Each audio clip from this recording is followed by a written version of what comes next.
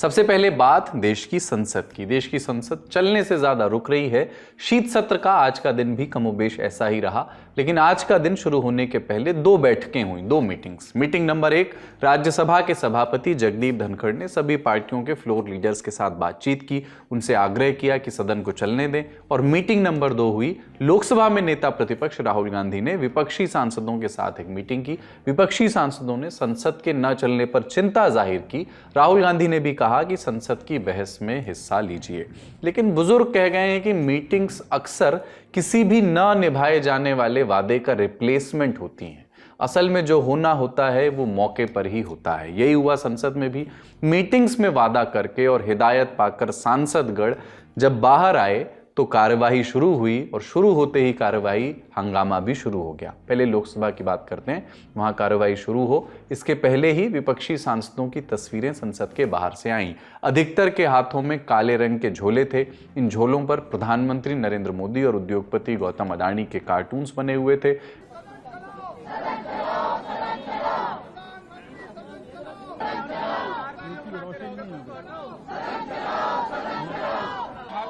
हम एक बैग देख रहे हैं और मोदी और अडानी की तस्वीर है, और जो नारे हैं लगाए जा रहे हैं वो आप सुन सकते हैं। घेरेबंदी की जा रही है।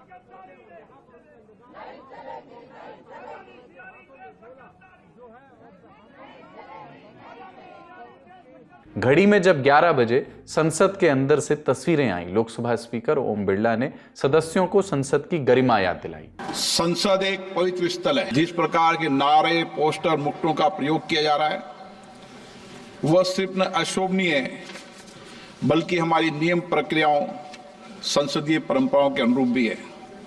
मुझे बड़े अफसोस के साथ कहना पड़ रहा है, इसमें प्रतिपक्ष के बड़े नेताओं का आचरण व्यवहार भी। जब स्पीकर ओम बिरला नारों, पोस्टरों और मुखौटों का जिक्र कर रहे थे तो इस बहाने सबका ध्यान 9 दिसंबर के उस घटनाक्रम पर गया जब प्रधानमंत्री नरेंद्र मोदी और गौतम अडानी का मुखौटा लगाए हुए 2 सांसद परिसर में नमूदार हुए थे, और लोकसभा में नेता प्रतिपक्ष राहुल गांधी ने उनका इंटरव्यू लिया था।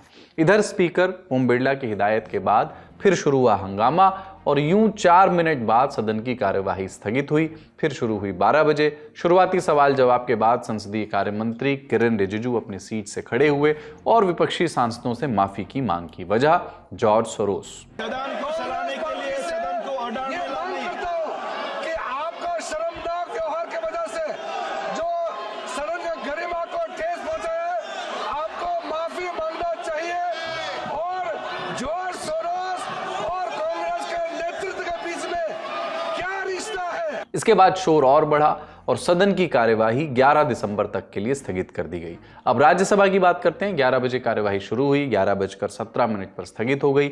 12 बजे फिर से शुरू हुई। शुरुआती 2 मिनटों तक संसद टीवी की फीड पर कोई आवाज नहीं आई, सिर्फ इशारा करते सभापति जगदीप धनखड़ दिखाई दिए। जैसे ही आवाज आई, सभापति ने नेता सदन और केंद्रीय स्वास्थ्य मंत्री जगत प्रकाश नड्डा को बोलने का बुलावा भेजा। बारी आने पर जेपी नड्डा नमूदार हुए और फिर से जॉर्ज सोरोस का मुद्दा उन्होंने उठाया। हम सब जानते हैं कि जो विषय OCCRP ने रिपोर्ट किया उसको यहाँ पर लोकसभा के सदन के विपक्ष के नेता ने उठाकर ये साबित किया है कि बाहरी शक्तियों का वो एक तरीके से औजार बन करके, टूल बन करके देश में अस्थिरता लाने में अपना योगदान कर रहे हैं। जेपी नड्डा कांग्रेस सांसद सोनिया गांधी पर आरोप लगा रहे थे। जैसे ही उन्होंने अपनी बात खत्म की, सोनिया गांधी के बगल में बैठे कांग्रेस सांसद प्रमोद तिवारी अपनी जगह खड़े हुए और अडानी को लेकर के भारतीय जनता पार्टी पर हमला किया। कुछ भी नड्डा साहब ने कहा है पूरी तरह गलत, बेबुनियाद, सतही, घटिया आरोप है। मैं इसका खंडन करता हूँ। अडानी ने 23,000 करोड़ रुपया मोदी सरकार को दिया है। लेकिन ये सारी बहस बेहद हंगामे के बीच संपन्न हुई। विपक्षी खेमा अडानी को लेकर के नारेबाजी कर रहा था, तो सत्ता पक्ष का खेमा जॉर्ज सोरोस के नाम को लेकर के, और दोनों खेमों के बीच थे सभापति धनखड़। कुछ देर तक ऑनरेबल मेंबर्स की पुकार सुनाई दी, किसी ने सुना नहीं और आखिर में उन्होंने 11 दिसंबर तक के लिए सदन की कार्यवाही को स्थगित करने का आदेश दे दिया। लेकिन संसद के बाहर शुरू हुई असली बहस। संसद के मकर द्वार पर विपक्षी सांसदों का प्रोटेस्ट शुरू हुआ।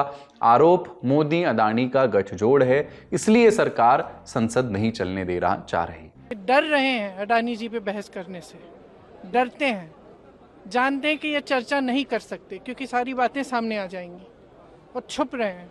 और मुझे ताज्जुब होता है, मैं तो नहीं हूँ संसद में, आज तक प्रधानमंत्री जी आया ही नहीं है। सत्र के मेरे ख्याल से 10 दिन तो हो गए होंगे, दिखते ही नहीं है यहाँ। वहीं सत्ता पक्ष के सांसदों ने विपक्ष पर आवाज दबाने के इल्जाम लगाए। यहाँ जिस प्रकार से नाटक किया जा रहा है प्रतिपक्ष द्वारा, यह शोभनीय नहीं है। कभी टी शर्ट पहन के आना, कभी स्टिकर चिपका के आना, कभी मास्क पहन के आना, कभी बैग लेकर आना, कभी मुखौटे पहनकर आना। अगर प्रतिपक्ष को और विपक्ष को लगता है यही नेतागिरी है और यही लोकतंत्र है, तो मुझे लगता है उन्होंने लोकतंत्र के और संविधान के सही अर्थ को समझने में भूल किया है। लोकतंत्र में मेरी आवाज दबाई जा रही है, विपक्षी मुझे आवाज उठाने नहीं दे रहे हैं। कल भी 0 आवर में था, आपने देखा कि किस तरह से इन्होंने हंगामा किया। आज फिर से मेरा शून्यकाल में है, तो आज फिर मैं उठाऊंगा। पहले तो वो सुन लें, मेरे 10 प्रश्नों को सुन लें। फिर टीवी चैनलों पर वो खबर फ्लैश हुई जिसके कयास एक दिन पहले से लगाए जा रहे थे। राज्यसभा चेयरमैन जगदीप धनखड़ के खिलाफ अविश्वास प्रस्ताव का नोटिस, और ये नोटिस दिया गया इंडिया ब्लॉक के सांसदों की ओर से। इंडिया टुडे की खबर के मुताबिक इस अविश्वास प्रस्ताव पर 70 विपक्षी सांसदों ने हस्ताक्षर किए हैं।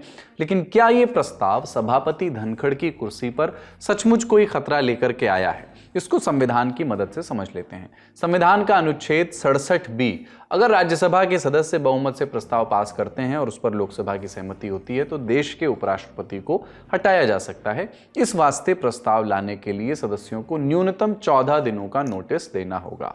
और आप जानते ही हैं कि देश के उपराष्ट्रपति राज्यसभा के पदेन सभापति होते हैं। और नियम देखें तो यदि सभापति जगदीप धनखड़ को कुर्सी से हटाना है तो इंडिया ब्लॉक को बहुमत चाहिए होगा, और यहां पर इंडिया ब्लॉक पीछे छूटता हुआ दिखाई देता है। राज्यसभा में एनडीए के पास हैं 119 सांसद। इसमें भाजपा के अलावा Janata Dal United, NCP Ajit Pawar, Telugu Desam party, Shiv Sena, Asom Gana Parishad और राष्ट्रीय लोकदल जैसी पार्टियों के सांसद भी शामिल हैं। वहीं इंडिया ब्लॉक की बात करें तो राज्यसभा में उनके पास हैं 103 सांसद। इसमें कांग्रेस के अलावा आम आदमी पार्टी, तृणमूल कांग्रेस, समाजवादी पार्टी, द्रविड़ मुनेत्र कड़गम, राष्ट्रीय जनता दल, सीपीआई मार्क्सवादी, शिवसेना, उद्धव गुट, एनसीपी शरद पवार जैसी पार्टियों के सांसद भी शामिल हैं। यानी जाहिर है कि इंडिया ब्लॉक के पास नंबर्स नहीं है। तो इस अविश्वास प्रस्ताव का मतलब क्या रहा? दरअसल ये एक तरह की प्रेशर टैक्टिक्स है और मैसेज देने की कोशिश है। इंडियन एक्सप्रेस के पत्रकार हैं मनोज सी जी। उनसे बातचीत में इंडिया ब्लॉक के सांसदों ने कहा कि ये अविश्वास प्रस्ताव भाजपा को ये मैसेज देने की कोशिश है कि वो मनमर्जी तरीके से संसद को बर्बाद नहीं कर सकती है। लेकिन ये पहली बार नहीं है जब सभापति धनखड़ के खिलाफ इस राजनीतिक मैसेजिंग से भरा प्रस्ताव लाया गया हो। साल 2024 के बजट में अगर आपको याद हो, उस बजट सत्र के दरमियान विपक्ष ने ऐसा ही प्रस्ताव रखा था।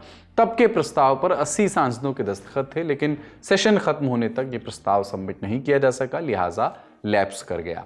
इसके पहले साल 2020 में राज्यसभा के उपसभापति उस समय हरिवंश नारायण सिंह हुआ करते थे और उनके खिलाफ अविश्वास प्रस्ताव लाया गया।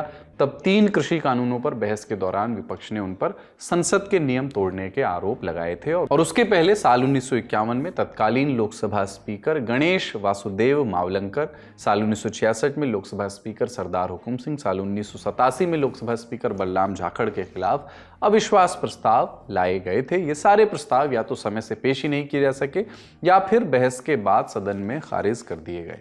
और अब आया है एक और प्रस्ताव। सुनते हैं पत्रकारों को जो सभापति धनखड़ के खिलाफ लाए गए प्रस्ताव पर कुछ और जानकारियां शेयर कर रहे हैं। तो आगे की बात करें तो इसमें धनखड़ के लिए आगे एक तो एम्बैरेसमेंट भी है, दूसरा बताया जा रहा है कि अब उनको चेयर पर भी बैठने नहीं दिया जाएगा।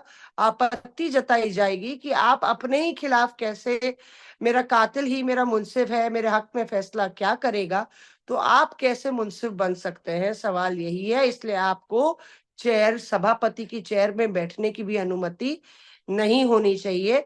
ऐसी एक पूरी रणनीति के तहत इंडिया ब्लॉक कल हंगामा करेगा। इस खबर में फिलहाल इतना ही। अब